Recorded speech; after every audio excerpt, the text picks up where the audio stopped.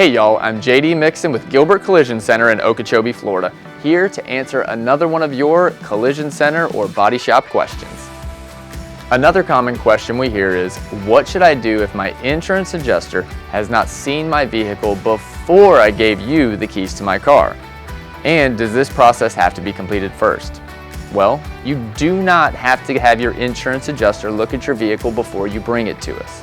To make the process easier and more convenient, you can leave your vehicle with us and have the insurance adjuster do the appraisal here.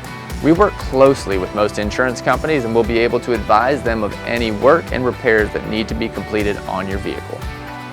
While it seems like some collision centers and body shops work for the insurance company, Gilbert Collision Center will always work for you.